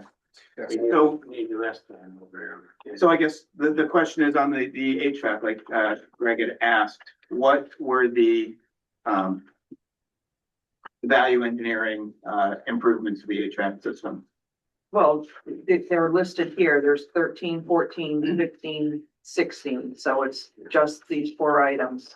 There were more that were presented that we went through. There were a couple of more that we were still kind of vetting with the AHJs. There's actuators, powder actuators and SAMIs. There's just other ways of supporting mechanical systems that are, they're worth probably total about 60,000, 50 or 60,000 that are still kind of pending if we want to pursue them with the HJs, but it's really just these 4 items. So it's about 360,000 worth of, 242, yeah. Yeah, we'd have to change the design now if we wanted to make a bigger impact. And that's the thing with the control. If We you don't want have more of a credit, you gotta start, you gotta change the scope. okay. And it is a good package. Don't, it's not that we're getting a lot. We're getting a very good mechanical package here, paying a little money for it, but it's in the long term, it'll be good. So I guess the question is, do we have to, what do we have to do for approval of I'm these? just presenting information tonight, so nobody has to make a decision. But this, I'm gonna continue to move forward with this type of financial story unless I hear otherwise. So fast forwarding to the next meeting, Right, by your approval of GMP. you are. We're approving that, you're approving all the pieces within it, so you would be accepting all those. Okay. Right, so if anybody has a really hard time with us putting this on the list, now would be the time to say, I really don't want you to include that. Or if you really want me to not award the Division 10 specialties right now, I'd have to put that on this list. That would change it. So like Then that, we have to be worried about that being, sounds like we're really close, and obviously some rebates could put us back into the position where we can get some of the ads back. So my understanding, when you say you weren't gonna reject 14, right, and keep the basis of design. Is that what you were saying, John? Well, that's the credit. So. Right, we don't want the credit, we want the original. Is the original. This is just a Okay. negotiated credit value. No, we don't want Descriptions that. are a little, you do Yeah, want it, but it's okay, yeah. it's not changing, it's not. it's not changing not- what you're getting that we Right. specified. Okay. That's great. I'm fine with everything on this list. If there was one thing that I would want to see come back, it'd be number 4. $11,000, but And I sent everybody today just sort of, and this is just my own assessment on educational value. I just did a 0 to 5, just to add that to the conversation. I would love to, as we get to this point and as we start looking at if we get a rebate or wherever we are with contingency or adults, if we just have a triage list. Like if we create, like, we want this first, second, third, like, how are we gonna add things back? Yeah, and that's gonna be a timing thing, so that's something where if they want to, if you guys wanna decide on alternates. I was trying to avoid an alternate exhibit, so, or maybe this can just be, I don't know, we can either manage it here and the GMP. Where this is a list of alternates and you have till this date to put them back in, or just do it on the project management side. Yeah, I would say we gotta get this to the point where this is, because until this is finalized. Yeah. there's so many other things like, right, like the base of the contract for changes that we got to the time, we've got to come and do this. The other stuff, let's just manage it through changes to the contract. Okay. And I think what I would say is, when we look at these things that are, sitting to your point about the triage list, we just have to collectively give them the input of saying, when's the last responsible moment? It's something that has a lead time of 2 weeks is much different than something that has a lead time of 15 or 16 weeks. So I think that we'll. Yeah, I think maybe the easiest way to do it is once we get on the project management side, just start off like PCO, potential change order number 1 would be the playground, the players game. Or anything else we might wanna put in there, just put it there. And we'll just track it that way. And the wall's an easy, I mean, it's low hanging fruit, it's easy. We have to get it in before the padding's ordered. So that's pretty much, Or you just pulling padding off. yeah, or we're just pulling padding. Yeah, it's a. Yeah, so I agree with Darren, that's probably our biggest programmatic item that, everything else I see absolutely no issue with. What, do you want me to just take it out? Do we want to take it out and just assume we're gonna be able to make it up? You take it out and then we'll just track it as a PCO. No, Well, Well, if you, no, we You're want just to saying add it to the GMP, just don't take the, I'm saying, don't take. take the $11,000 Take the credit $11,000 out, this off. way you'll get your climbing wall and you'll be in dire straits for. Yeah, because it's not gonna be $11,000 if we do it. No, yeah, it would be an added. First, it's gonna be, Right. Right. you're not gonna get that. either way, I don't have a problem with that. Yeah, so I agree with Darren, then let's wipe item 4 off. Okay. And we'll just make everything else work. Like I said, I thought our meeting was productive. So I think there's a path. Yeah. If there wasn't. Yeah, I just think we need to, I just still think that, when I think about sort of a triage list of the adults, right, I think of things that we can do. We don't know how long this town meeting process will take, like it could be months from now. Right. And then we also, and we don't know if it'll pass. I do have another question on the tennis courts. Was there lighting is part of the project? Yes. Okay. Does lighting run under any of the courts? Are the conduits in any way buried by other infrastructure that would have to be disrupted if we were to put in? If we were gonna look at the lighting, what's the cost of the lighting? Could the lighting be because that can be done completely independent of any of the other activities. And I'm wondering if that could be a last item based on what's left over. typically we try not to, we try to keep that outside the overall kind of foundation, just in case you ever needed to Right. change something there at that point. That's more of a coordination. If that's how we want to do it, then I'd have to look at the site plan. Because there's foundations, there's lighting fixtures, there's conduit, there's a lot of Correct. costs associated with it. But that could happen, whenever. Yeah, the one thing I will say is that if we have light poles out there, I'd want to make sure that we're not subtracting something that has security cameras located on it. Because we also have security cameras that kind of tie into some of that infrastructure there as well. So we want to make sure that the conduit runs. Go out. So the conduit may need to be included anyway, Sure. but we wouldn't have to put in the foundations for the other lights and the light poles. I will say this, anything related to the pickleball or tennis courts at this point in time for this conversation needs to be dealt with as a change order, deduct credit. So whatever pricing, whatever solution you want priced up, we can work with ONG to develop that. But it's not gonna be something contingent in the GMP, given the timeline that we have. Sure, okay.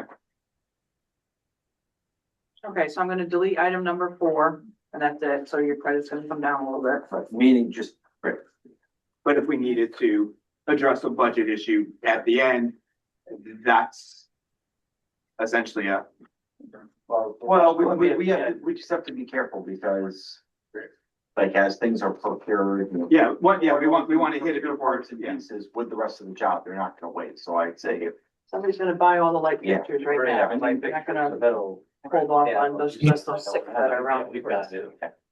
It should, there's like diminishing return. I mean, every bit of scope that you're buying today, to take it out next week versus taking it out 3 weeks later, it's the value you're getting back is going to continue to go down. So. Just one other item I wanted to mention is that at the end of the job, you are going to get a energy rebate from Eversource that's, I think, somewhere between 150 to 200,000. So some of these items that can be done off to the fact, that money could be utilized for that purpose.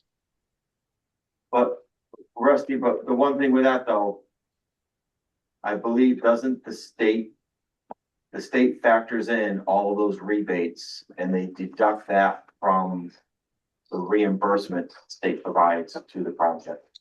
That's right. So what you would want to do is use that money either on something that's ineligible or do it outside of the project scope, knowing that that money is available to you. Yeah, you might be able, I think you might be able to get the credit from, Eversource via the electric bill.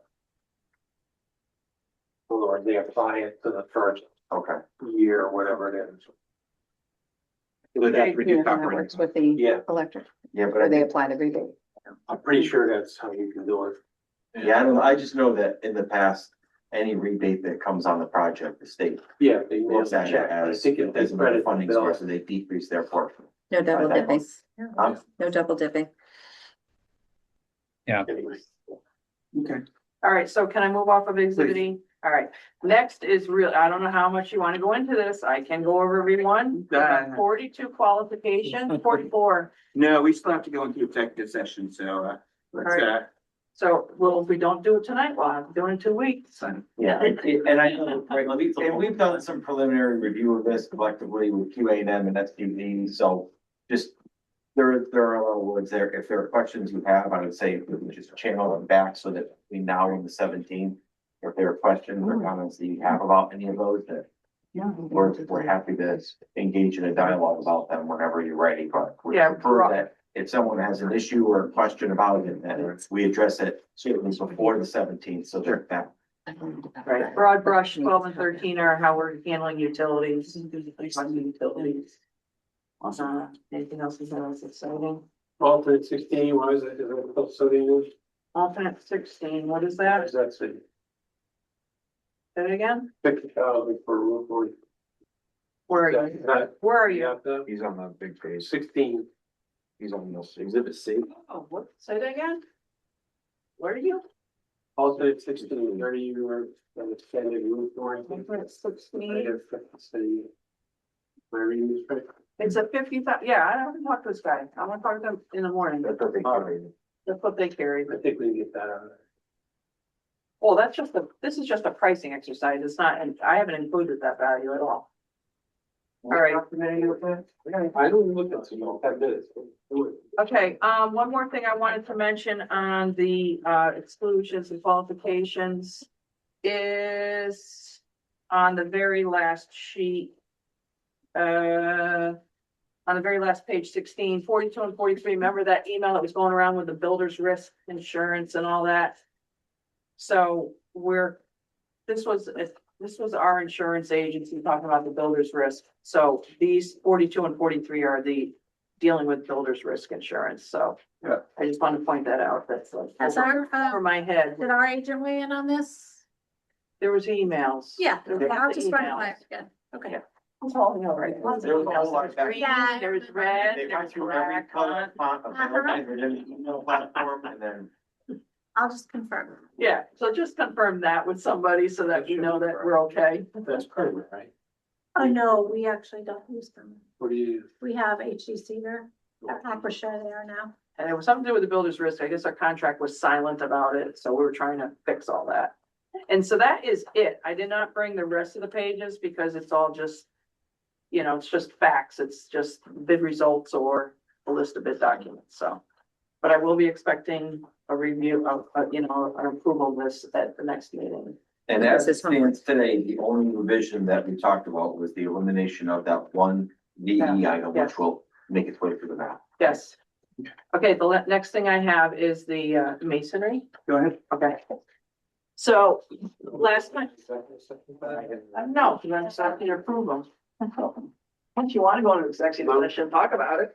Oh, this one goes to. So last time we were talking, the mason and millwork are the ones that we were talking about. So since that time, did a lot of research on this company, did a lot of discussions. They gave us some documentation with how they're planning on staffing the project. We had our scope review meeting. We had our bonding, our firm checked the bonding company, make sure they could produce a bond. So after all of that, we are ready to make the recommendation to award the masonry to AMI Boston Masonry Restoration. Who is your low bidder? I guess one of the concerns was, manpower. Yeah. And, So They addressed they it. produced a chart of all the projects that they are have right now and projecting to our time frame so that we could see how they were overlapping, but not by much. and And you guys are comfortable. yes, Okay. My big concern is your comfort level with their ability to provide. yes. And again, we did hire them for the Uncas project. as well. I mean, they're gonna, like anyone, they're gonna have to be managed, Yeah. right? Yes. Kind of what you pay us for. Yeah. right? Yes, we do. Now you're good looks. Huh?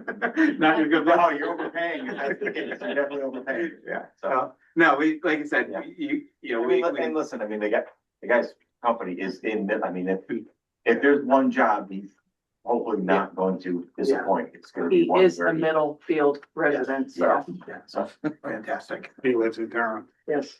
He lives in Durham. Yeah. Great. Okay, what do you need for? Just a vote to approve them as whatever. Did you have your language? Lives in Durham, has business in Millfield. Did you have your language about the approval of a trade contract? Well, I did it for the materials testing. I don't. Here, who can read this? Well, we can, Here, we can do this, right? it's really right on there. Oh, you have it. We are right now. Yeah. Yeah. Give me- Right there. This, same thing, right? Yep, we got $4. What am I doing? Am I making a Make a motion? Make a motion, motion. direct O&G Industries.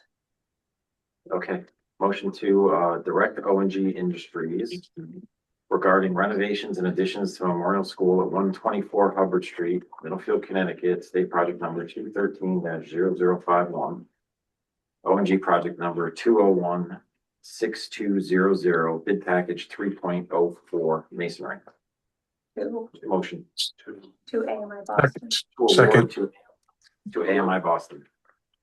And Do we I need think the you have to amount? say in the contract amount of, that's on the Award. bottom. Award to AMI Boston Masonry Restoration, Inc. with a base bid of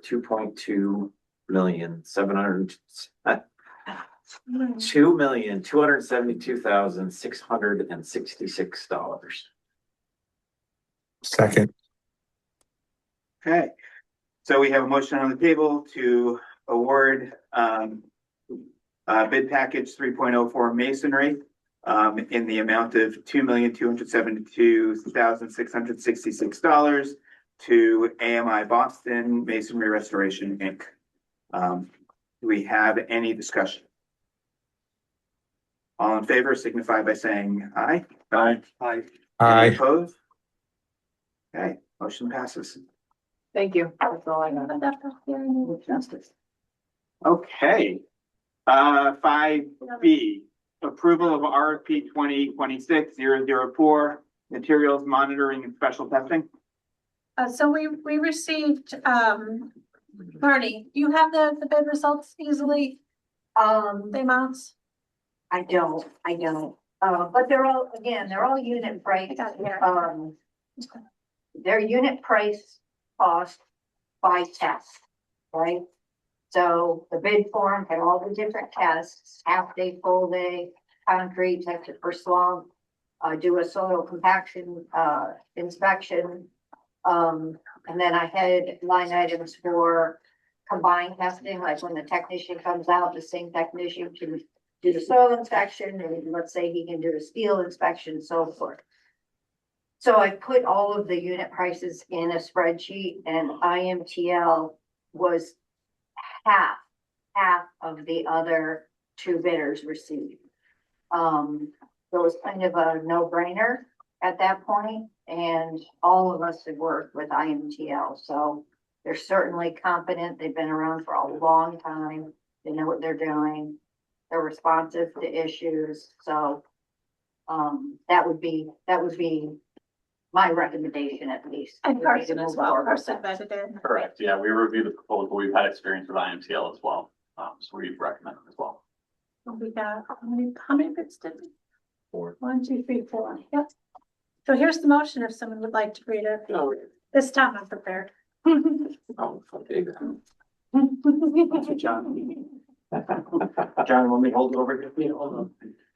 I'd like to make a motion to approve the award of RQP 2026-004 materials testing special inspection services for Regional School District 13 School State Project 213-0051 to IMTL with a base bid of $40,460. Make a motion. We have seconds? Second. Okay, so we have a motion on the table to award RFP 2026. 2026-004.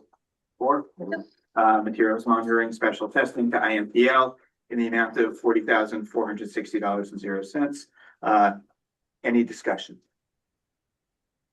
Okay, all in favor, say aye. Aye. Any opposed? Okay, motion passes. Okay, item C was moved up, building permit fees, so we're on item D, approval of invoices. Yes. So I have a couple here, there's just a couple, we have first invoice, Salas O'Brien, BVH, which is our commissioning agent, invoice number 6125-07526 for $5,558.24. Mobile Modular, rent for the month of May for the Portable at Lyman, invoice 2914229, $3,554. We have the town of Middlefield, invoice 2601955. That's $100. That was the planning and zoning fee. Shipman and Goodwin, invoice 683976, $4,322.50. Those are the legal fees.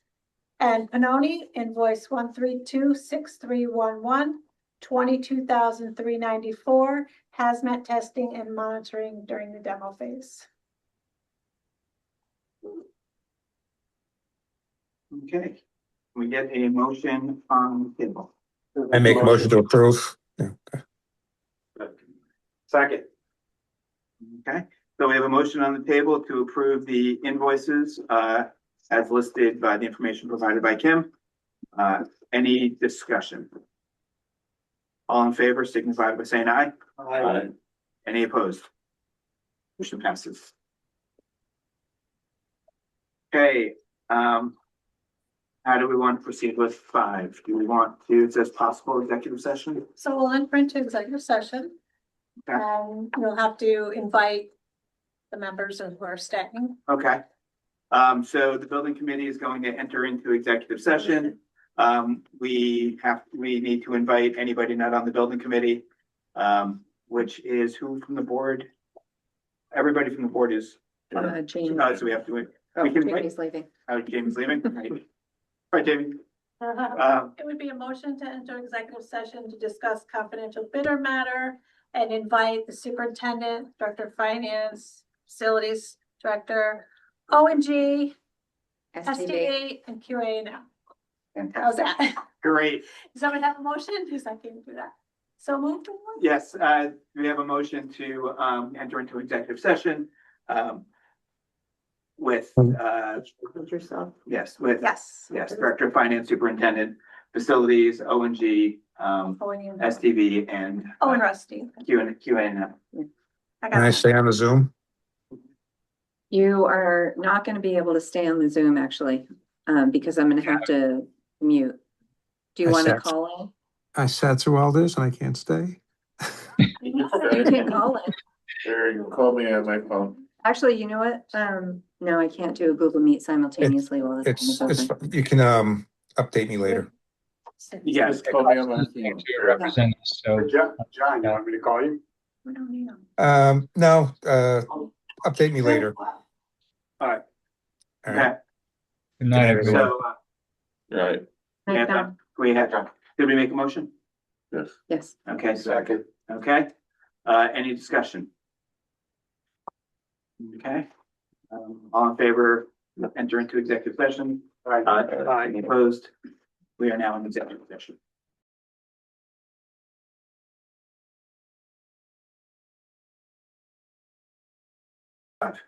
We're live.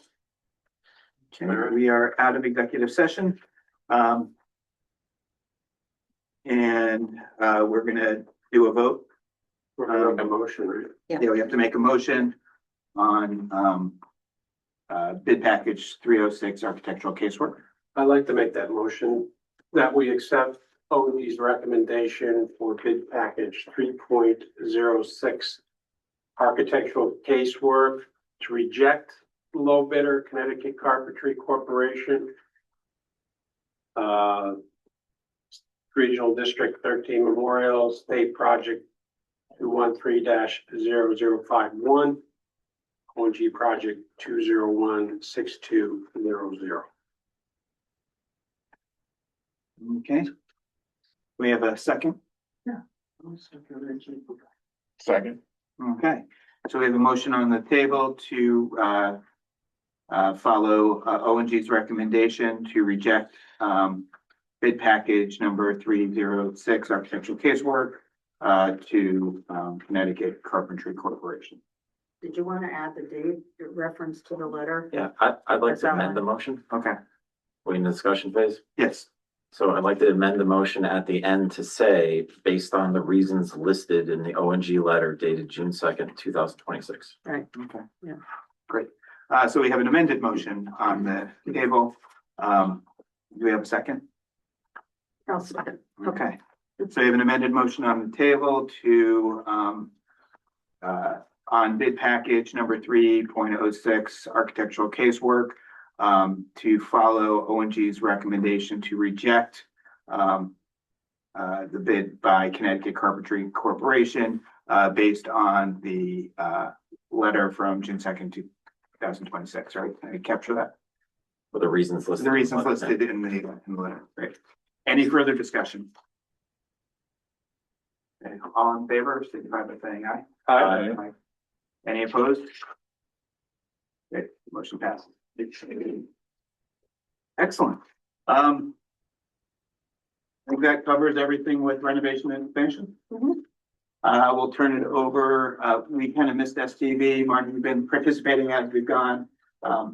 I guess my only question is, are we up to date on the webpage and the public notification and everybody's happy? And Yeah, Marnie, thank you very much for the updates. They're going really well. I think it's a perfect amount and good pictures. Like, it's a really good highlight for everybody. are we getting feedback from anybody or? I haven't heard anything. Feedback. Yeah.